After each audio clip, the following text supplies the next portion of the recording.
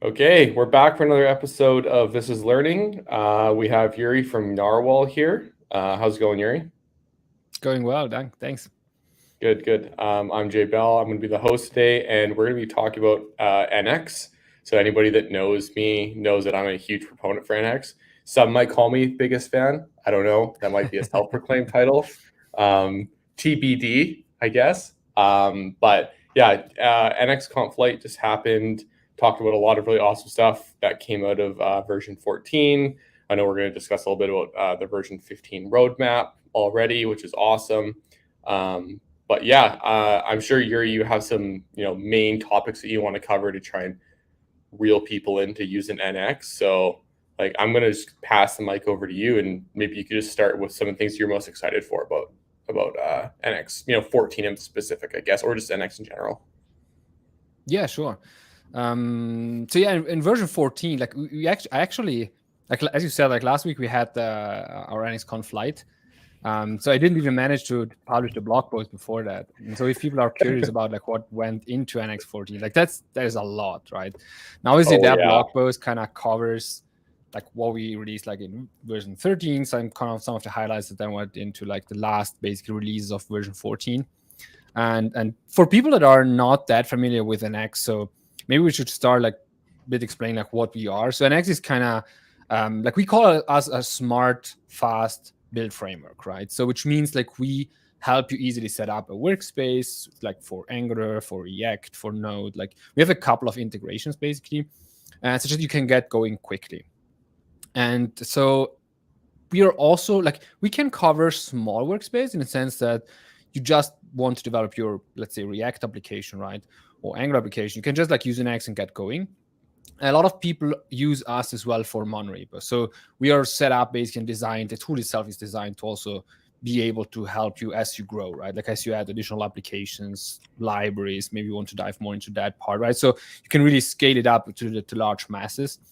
And so if in general, like thinking about NX from that perspective, for someone being new, we have a couple of principles, and I would want to call out maybe a couple of those. Like one is definitely being the developer experience. So we pay a lot of attention to the actual DX that goes into the tool. So that already starts with things like the terminal output, right? With, for instance, like in version 14, like we continuously invest in making that very, very like much better, right? Like much more beautiful. Mm-hmm. And so basically that might seem silly initially, right? But then if you think like how much you as a developer using, for instance, like tools like Nx or even others, right? How often you look at that terminal, right? It's very important that you get the important information called out first, such as like you don't have to like parse through and like have that mental overhead in the sense of like going and needing to go and pick out information you need to pick out. So that is one thing that the X is very, very important for us. That also comes with the whole things which we have in the sense of pre-configured setups, right? So if you start in an X workspace, for instance, you have like a list of, we call it presets, which is kind of templates, right? Pre-made templates for you that you can choose to get started with, right? And so those templates, those presets already set up the workspace with the things you would need most, right? So if you already know, okay, I'm going to have an Angular workspace, right? You would go with the Angular preset, and that will set you up like in a way that is most optimal for that development environment. Doesn't mean you cannot add a React workspace, like a React application afterwards, right? So you just would need to pull down that specific plugin, and that's it, right? But so we come with those presets because they also give you a lot of like good DX in the sense of I don't even have to know all the details, right? I was reading actually last week, I think, when I did set up a React application, right? And I'm mostly, let's say, at home in the Angular world. That's where I started most in the front space, right? Nowadays, I'm also doing a lot of React, but I'm, to be honest, not like the most expert in like the deep level React toolings you would need to like to set up, like to get going, right? So with Nx, that's super easy, right? You just like generate with that React preset. You have already a React application going, and you can focus on the actual React application development, and then later figure out the details of all those things, Mm-hmm. right? Of what is going on basically behind the scenes. And so yeah, that to highlight. So that is the kind of DX we imagine, right? So being Mm-hmm. like beautiful in the sense that like terminal output is nice, DX in the sense of I can generate things, so I don't have to know all the things behind the scenes, but also DX in the sense of like being able to easily migrate across different versions, right? So that is something we took inspiration, like kind of took over from the Angular CLI, which like had that very baked in. The basically the approach of being able to run a command, in that case ng update or nx migrate in the case of nx, and bring you from one major to the next, right? Even across breaking changes. And that means updating source files, potentially updating configuration files, stuff like that, right? So like you don't have to worry too much about that, and you can still keep up with the latest, right? Which is very important. And that's that, like to attach to the version 14, right? We have those 6-month cycles. And those are definitely possible because we have that upgrade command, right? It's like then you can tell people, okay, like in every 6 months, we will have a breaking, potentially, not really necessarily, right? But we might potentially have a breaking and then basically go over to the next version with those migrate commands. So yeah, those are some, like the X is very important for us. And then obviously the other one I would like call out probably is like speed, right? Like speed is something that is important. But it gets really important as you grow, right? As you go really into the more monorepo space where you have like lots of applications and libraries, right? And then you have CI setups. And so there, speed really gets important, right? It's like you don't want to like wait half an hour for your CI to complete, which if you set it up like naively, that might totally happen, right? So those are the areas where we invest a lot, I would say. And then there are tons of others which you want to totally explain. So what would some tools for people that don't know what NX is or have never really used NX, what would they be used to currently? And then building on that, share the big announcement about one of the tools that I'm sure you're going to mention. Yeah, for people that watch like NX Conf Light, for instance, like in the keynote, I mentioned the whole monorepo space, right, as an intro, because that grew a lot, right? And so we have seen in the past, we have seen tools like Turbo Repo come out, right, just as recently. But then if we watch like the larger space, there are much more tools around. Like, and one of them, like probably you're currently targeting at or looking at, is Lerna, being probably the first one to actually get started in the whole JS monorepo area, like, right? Like there's obviously Bazel around. There's also Gradle for more of the Java ecosystem. So there are a lot of tools actually around. But in the front end space, like Lerna is probably something that people already have in mind and something that people want to look at or know basically, right? And so yeah, as you highlight here, like we created then this like monorepo.tools, because like in January base, we saw like all that excitement around monorepos and front end space kind of pop up much more again. Although that's like we have been around like for 5 years already, so for us it's kind of normal, right? But it's totally not understandable then once like multiple tools pop up, right? Like people are like, oh, what is this all about? Like, what are monorepos really, right? Do I need them, right? And so we really wanted to share our experience a bit, right? And so that's why we set up like monorepo.tools, with the aim basically just give a high level overview from our experience, of course, like working with large clients in the past 5 years. What are things that you should have, right? And that said, like you don't necessarily have to have all of them, right? Like that is kind of the set of things which we feel is important. And depending on where you are with your monorepo, right? Like depending on whether it's a super small one or whether you're really growing into a large one, you might need more or less of those tools. And the cool part about monorepo tools is that it's kind of open source, right? Like, so we created it, of course, that we kind of started the whole creation process and like designed the website and like put together the feature set. But then we reached out to basically all of the tool creators that are currently on the page. And many of them came back actually with like feedback of like, where here you should adjust it, or here we just released a new feature that now it's also supported in our tool, right? And so we adjusted and updated the page. And even now people are looking at a page, contributing back, adding potentially new tools, right? So I think like Gradle was, for instance, one where they reached out to us and wanted to have them on the page, and like we were sure, totally, right? And so we discussed with them like, what are the feature set that you have? And so we started basically compiling those. But yeah, to kind of segue back, like Lerna is probably one that you know, right? Like when you are in the JS like in the JS area, basically in the ecosystem, and basically today we more or less announced that we are going to take over Lerna, kind of take over stewardship of Lerna. And so people now hearing that and who might have missed the news, right, are like, what is going on with Lerna? Like, is there something wrong with it? To talk about that, like Lerna has actually been mostly unmaintained in probably last 2 years. It's just recently. So basically 2 years ago, there was, I think, an issue open on their repo where someone mentioned, well, like, how can we have, what is going on? Like, there haven't been any updates, right? And so I think it was in August 2020 or something, summer 2020, basically. And since then, nothing has really happened in Learn itself, so in terms of updates and stuff. And then just like a couple of weeks ago, someone actually went ahead and created a PR updating the README at the very forefront of the Learner repository, saying, look, like, this is largely unmaintained. Go and look for alternatives, basically, right? Which are around, as we know. And so, yeah, only this week, then we decided to kind of step up as nrwl. So for folks not knowing, nrwl is the company behind NX. And so we decided to step in and help the community go forward. So that is mainly the big announcement. And what do you do at nrwl? Just so people know why we should listen to it. Yeah, sure. So yeah, as I mentioned, like, nrwl is the company behind NX, and so is obviously sponsoring the whole development of NX. So we are nrwl employees, but like, we have usually 1 day a week, like 20%, that we focus fully on internal products, which is NX or NX Cloud. And from a business perspective, we do a lot of consulting in the whole monorepo space. So that is where we have a lot of knowledge. So our founders, Victor Safkin and Jeff Cross, they came from Google as part of ex-Angular core team members, right? So having lived within the Google ecosystem, the large monorepos and stuff, they found like there's a space also in the community outside of Google, right, which might benefit from it, with a particular focus on that whole DX, which I mentioned initially, right? So make it like approachable in the sense of like being able to easily get going with a monorepo. And so that's one of our main business. So giving consulting in monorepos, but not only, right? We help like large companies, mostly Fortune 500, to also do Angular development, React development. So push them forward, and most of the time in combination with NX. So sort that out. Cool. We have a couple of questions here in the chat.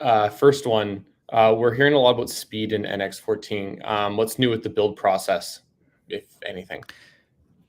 Yeah, so in the blog post, I go a bit into the details, but basically the main thing we did is like we clean up a lot of the parts in the NX core. So NX is kind of I call it like an onion architecture. It's kind of layered, right? So there's a core part in the very middle, which is basically completely framework agnostic, technology agnostic, right? So that's where the whole like computation caching comes in. That's where the whole like command line interaction, that type of features live.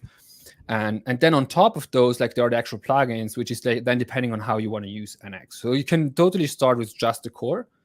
Don't use any plugin at all, like wire everything up on your own, or just like, as we mentioned, use those presets, which will pull on those plugins, which is nrwl Angular, nrwl React, depending on what you choose, right?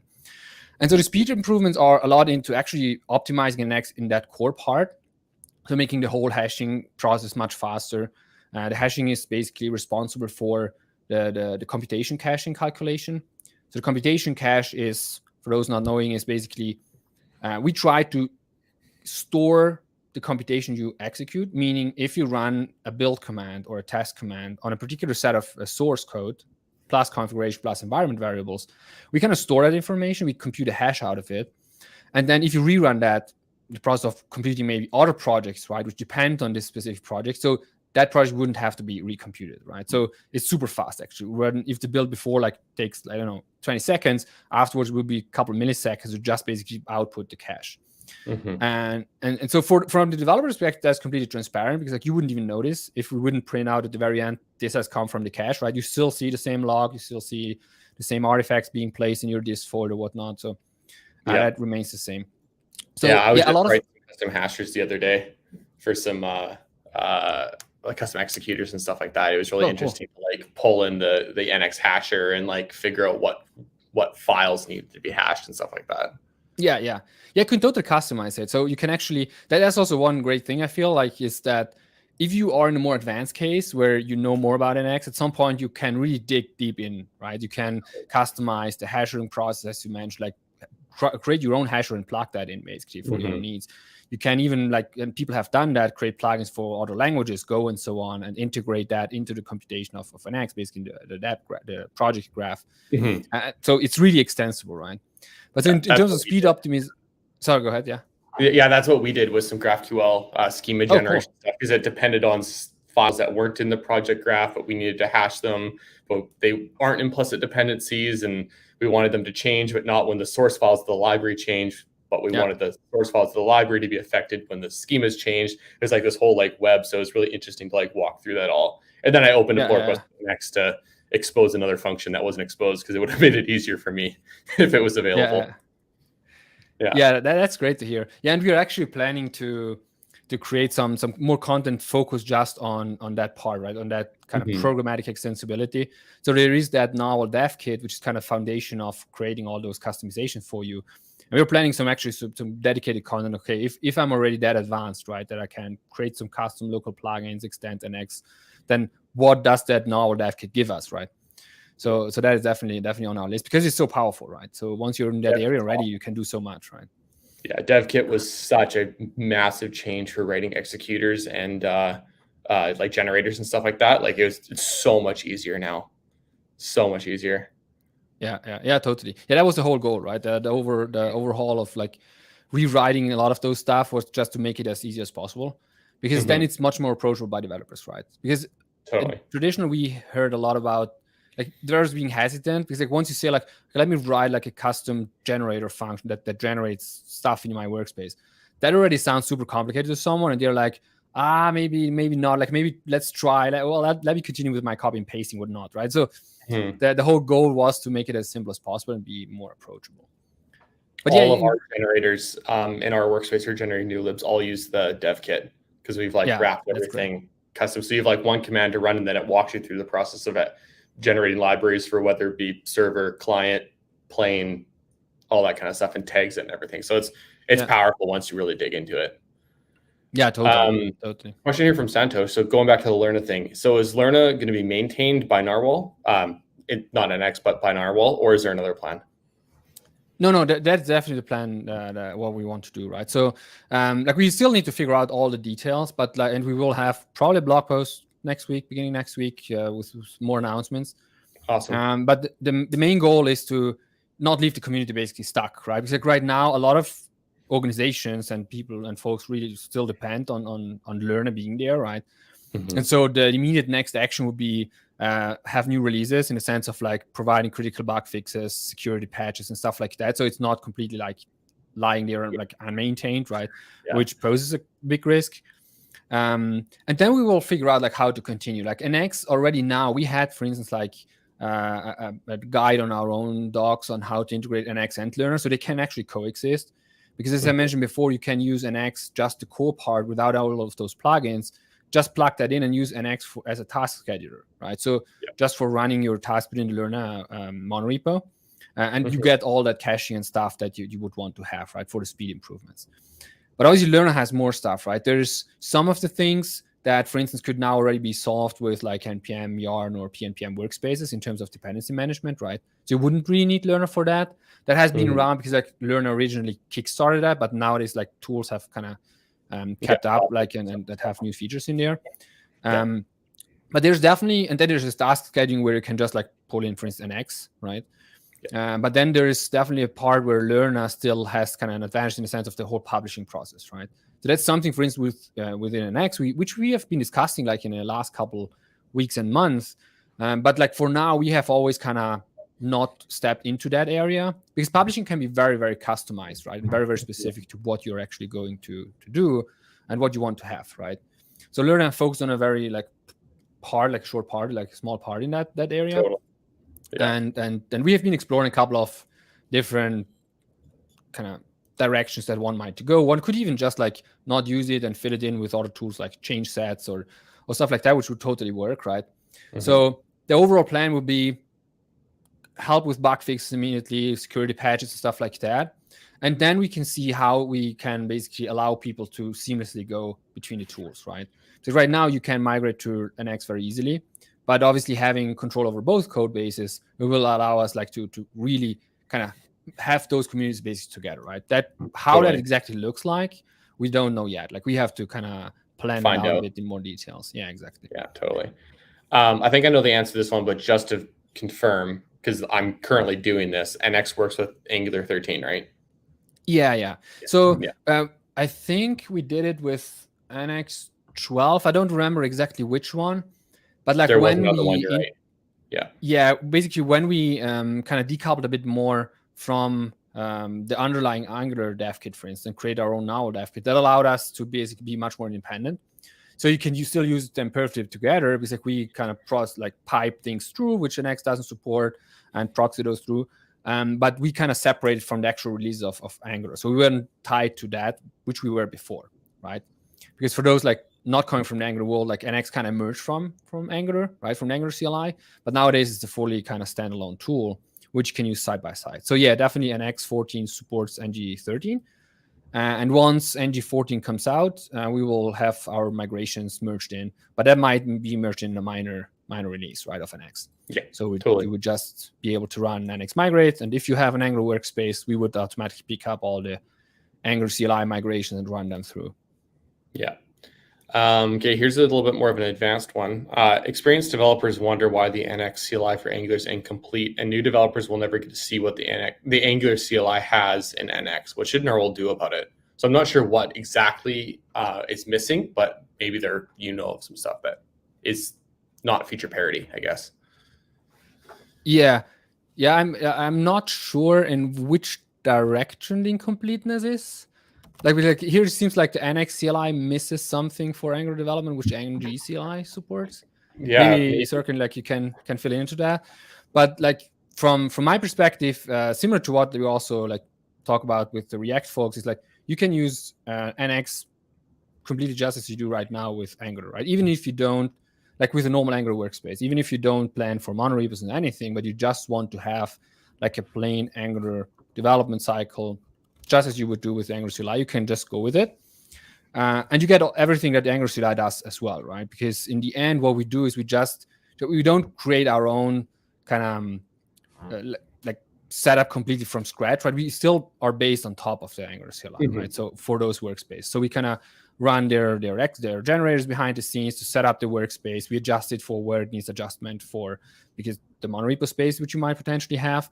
But then on top of that, you get all the additional features like the caching part that comes with NX. And you still get also the caching part that comes with Angular CLI, right? That is not like outside, because like we use for the actual builders, we use the Angular builders to build the parts, right? Or even proxy through if we don't directly use them. Yeah. So in terms of feature parity, I feel we're completely aligned. If not, like we have additional stuff, because you come like NX comes right now with linting setup, Cypress setup, and stuff like that already out of the box, right? Yeah. Which have been dropped recently from the Angular CLI. I think they're working on something again in terms of having some integration. There was a RFC open for end-to-end testing frameworks, I think, because they dropped the linting framework a while ago, because they dropped TSLint and said, exactly, it's up to you kind of thing, right? Exactly. Yeah. Santos says, I think the dev kit contains the API for testing Angular generators, but I couldn't find anything in the docs. Is there any plans to, I know one thing I see mentioned a lot is it would be great if there was more docs around the dev kit, or more docs around testing schematics or generators, etc. So I know you guys are working on that, but I totally agree on the doc side and docs and content in general. Unfortunately, we're just that many people actually working on that stuff. So, but yeah, as I mentioned before, that is very high on my list as well, right? In the sense of providing some more dedicated content for that. Now, in terms of testing, that should be actually pretty simple, because like now, if you use the nrwl dev kit, all of the APIs are usually promise-based, so you don't have to have any kind of weird setup for testing those, right? And if the docs are not there yet, the best way to check them out is actually go to the NX GitHub repo, because we use the dev kit as well, right? Internally for our own plugin. So potentially go there to the Angular plugin for NX and look like how we test our own generators, or for the React plugin or the web plugin that we have there. There are a couple of examples where you can actually go in and see how those tests actually look like, and just like adjust for, like, use those and go with them. And I think that especially if it comes to generators, right now, or until now, we still have it actually. We have those workspace generators, right? Which is a custom generator that will be created in the tools folder of NX. And that was always kind of like something that, because usually everything in NX is kind of either in the packages folder or apps and libs folder, depending on the workspace setup which you have. But that one that was in that tools folder was always kind of like a separate thing, although it wasn't really, right? So what we did in the last releases is you can now have plugins, but just also for your local workspace, right? So you can actually create an NX plugin. If your own intention is basically to create generators, right, for your workspace, you can actually go with a plugin, install it somewhere in your libs folder, as you would do with other libs. And then you can directly use those because they have a namespace and everything, right? So you can just invoke them as you would invoke any other kind of schematic or generator that is installed in your workspace. And this is really powerful. And if I'm not wrong, those already come with a test generated for you. So that can also be an inspiration of getting started, right? So that local plugin comes with a spec file generated. And I believe in version 14 now, also with an end-to-end test. Because for testing workspace generators, for instance, or plugins in general, just running a unit test might not be enough, or it might sometimes often not be ideal, right? Because like if you generate like a library and a couple of files and stuff, you would rather want to actually check the file system afterwards whether those things have been generated, right? And so those would be end-to-end tests. So in version 14, we have support for those as well. So one question, So one question about the local plugins, not the workspace generators that are in the tools folder, but the ones that you can actually reference using the TS alias. So like, for example, the one that I wrote the custom hasher for the GraphQL plugin, we used a local plugin for that first foray into it, and it worked perfectly. So good job on that. If I invoke that plugin multiple times across many libs, say as part of an affected command, does it need to recompile my plugin every time? Or is it compile once and then uses the compiled assets to run the plugin? Because it's not running the TypeScript directly. I'm assuming it's compiling it and then running it. But does it need to compile every single time? No, I don't think so. Like I would need to look into the details actually, because I'm not super familiar of how the actual implementation in the end like looked like. But like it definitely wouldn't do so, because if at all the caching would kick in, right? So if the compilation would need to take place, well then the local cache would just kick in because it already compiled for the first run. That makes sense. So yeah. So it would like build it and then run it as part of the target. And then next time it would go to call the build command is, oh, it's already in the cache. Okay, I'm good to go. Exactly. And then just run it. Yeah. Okay. Exactly. Awesome. Just wanted to make sure. No, absolutely. That's why I said like I'm not super familiar with actual implementation, so I don't know whether there has been done some explicit optimization for that use case, or it just relies on an NX cache, which would make sense, right? Because in the end, because if you're using that local plugin across hundreds of your libraries, right? Like, and NX is doing something like just running TS node in the background for it instead of compiling it then running, that could slow down a lot, right? But I'm assuming you guys thought of that, seeing as you deal with large mono repos a lot. So yeah, that should be taken care of. Otherwise, you definitely should open an issue somewhere. Okay, sounds good. Okay, well, we don't have much time left. I wanted to make sure that we talked about anything else that you wanted to discuss around NX 14, NX Cloud in specific, because I know some people might not know what NX Cloud is. Stuff like that. So totally. So NX Cloud is definitely something people should look into, also because we made it basically free for everyone, right? So NX Cloud, for those that don't know, is like the commercial add-on, if you want, to NX, right? And which basically distributes your cache. So normally your cache just sits locally in your workspace, and so you yourself can benefit from it, but you cannot like use your CI system to benefit from it as well, or your coworkers, right? And so with NX Cloud, you can distribute it. The cool feature about NX Cloud is not even just the distributed caching, but more the actual distributed task execution. And so that really speeds up the build. And so you should definitely check that out. What it does is basically it can distribute, like you can run multiple agents, which are still like spin up by your CI or GitHub Actions or whatever you're using. But NX Cloud kind of manages those and distributes the tasks that need to be recomputed across those agents. But it distributes them in a fashion that all the tasks are like at their like best capacity running, right? So it's not that someone sits idle and waits just for the others to finish, but NX Cloud learns over time the distributed task execution to make sure they're all kind of balanced out as much as possible. And so that incredibly splits up your builds. And if you're now wondering how can I set that up, we actually released a -- CI generator, right? So you can actually use that, in NX 14. So you can use that, which will automatically set you up with that NX Cloud distributed task execution and everything. So your CI is really just, I believe it's like around 20 lines of code or something for GitHub Actions at least, which is pretty amazing. And even if you cannot use it directly, you can even just like use pieces of it and integrate it in your maybe bigger GitHub Actions set up, right, where you have like releases and other stuff as well. So yeah, definitely have a look at that, and yeah, subscribe to our Nx DevTools account, which is on Twitter, right, for further announcements that are coming up probably next week, also in relation to Lerna and other features. That's usually where we have our biggest announcement broadcasted. Makes sense. Cool. I see there's still some questions in the chat. Sure. We're out of time, but if you guys want to tweet at Juri, he can probably answer your questions, or just tag, Nx DevTools, or just tag everybody. Tag Jeff Cross, tag Victor Statkin. I'll tweet out a list of all the nrwl employees, and you can just tweet them all in one thread. No, but also I'm going to plug the Slack community that we have going for NX. We're actually very quickly approaching 5,000 members, which is awesome. Ooh. I was watching it the day of NXConf, and I bet you we had like 200 people join. It was actually crazy. So awesome. That was really, really cool to see. There's tons of people active. If you ever have any questions, you can find answers there. Sorry, I'm just finding the link for everybody. And I know Juri's in there. I don't know how much time he spends there, but yeah. No, a lot of the NX is actually there. Yeah. I was about to say, like, there's actually good answers from the community already. It's like Twitter, like, you can definitely ping me on Twitter, but like, bear with me, sometimes like you lose those messages, right? So a lot of the times I just recommend people to go directly to the Slack chat, because like there's a lot of folks which either had the issue already, know already a solution for it, and they're pretty responsive. And then, as you said, like a lot of the NX core team members are in there as well, and monitor the chat and chime in wherever is needed. So yeah, absolutely. I see NX team members helping quite a bit, actually, which is really, really cool to see. Yeah. So we're at like 48-15 or something like that now, which is cool. Wild. So many people.